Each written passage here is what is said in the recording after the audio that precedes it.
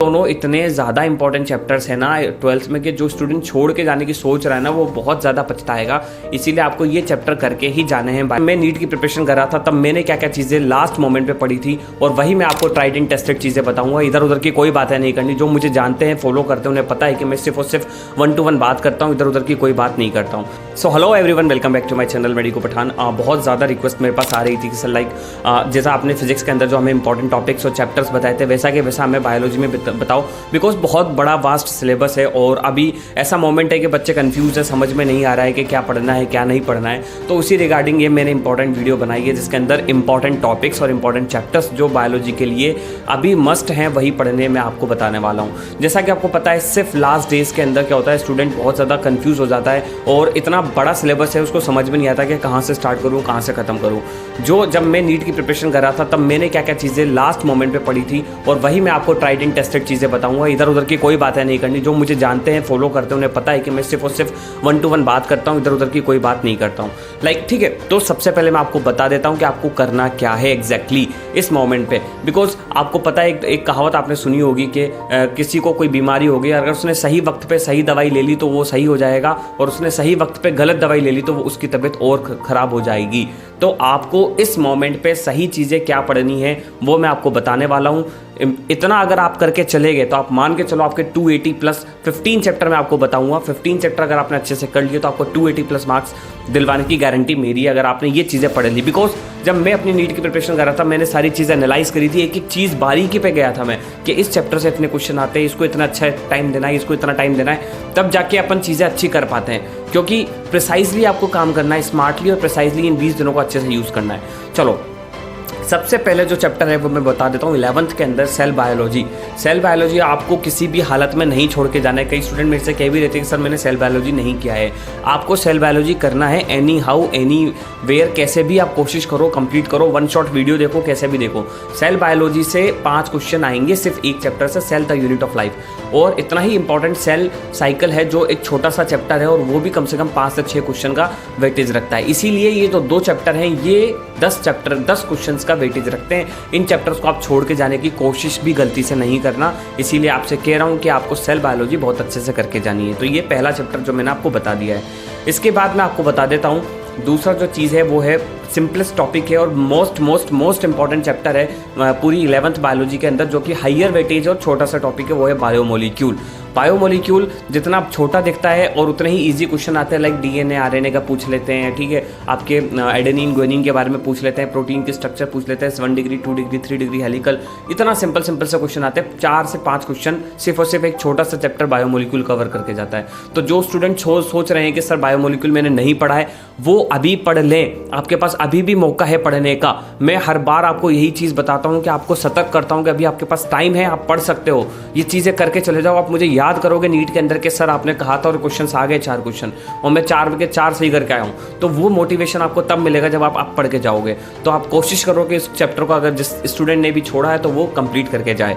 इसके बाद आपका तीसरा जो चैप्टर मैं बता देता हूँ वो है 11th का एनिमल किंगडम। एनिमल किंगडम दिखने में बहुत वास्ट है, बहुत सारे एग्जाम्पल्स है, बट कुछ भी इम्पॉसिबल नहीं है।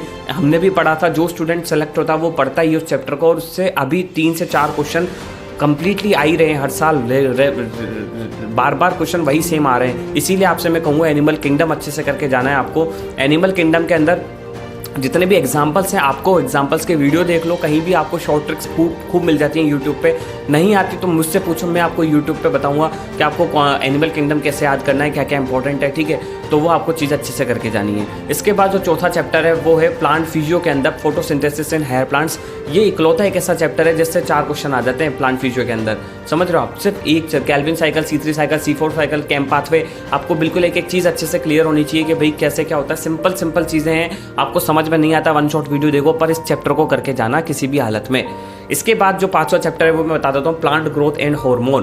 प्लांट ग्रोथ एंड हार्मोन आपको पता है ऑक्सीन, साइटोकाइनिन, जिब्रेलिन, ठीक है, ये जितने भी हैं एब्सिसिक एसिड आपको सारे बिल्कुल अच्छे से आने चाहिए। हार्मोन उनके फंक्शंस सिर्फ और सिर्फ एनसीईआरटी से, बिकॉज लाइन आएगी एनसीईआरटी की आएगी। जब मैंने नीट का प्रिपरेशन जब एग्जाम दिया था तो उस समय जो भी क्वेश्चन पूछा गया था प्लांट ग्रोथ एंड हार्मोन से वो भी एनसीईआरटी की लाइन थी और उसका आंसर ऑक्सीन था।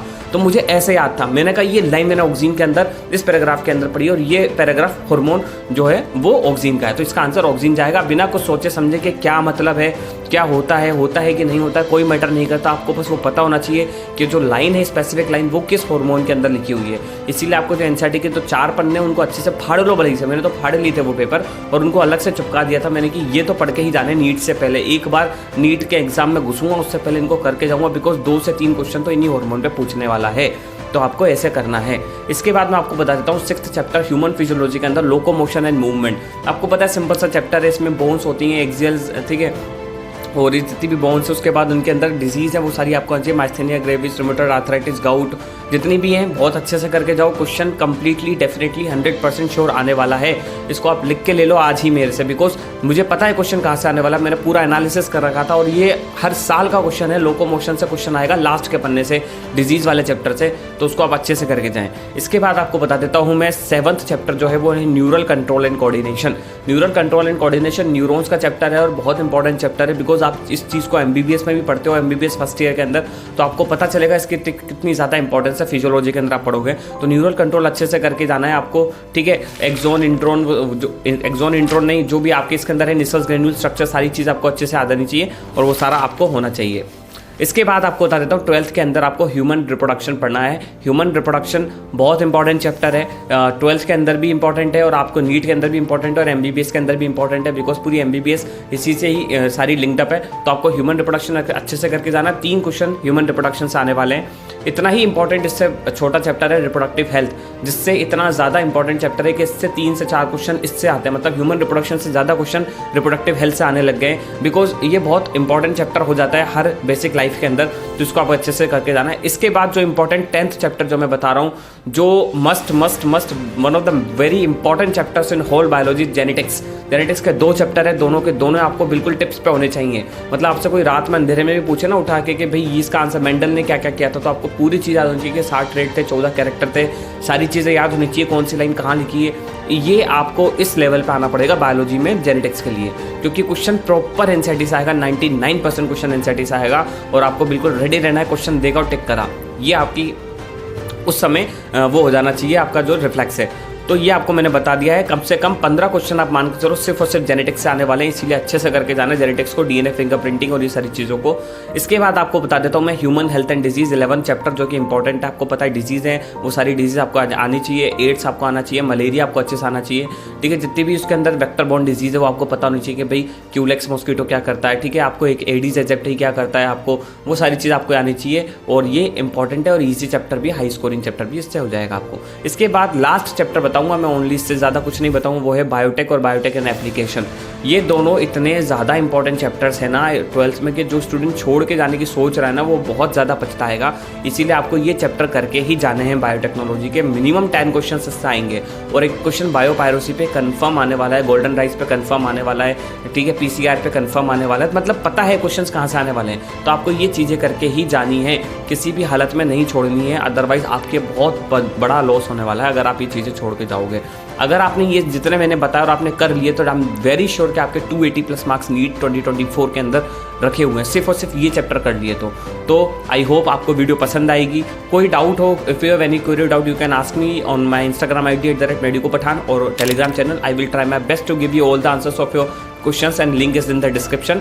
सो thank you so much watching this video. और भी कुछ आपको वीडियो किसी रिलेटेड चाहिए तो मैं आपको बना सकता हूँ, आप मुझे कमेंट सेक्शन में ज़रूर बताएं एंड ऑल द बेस्ट।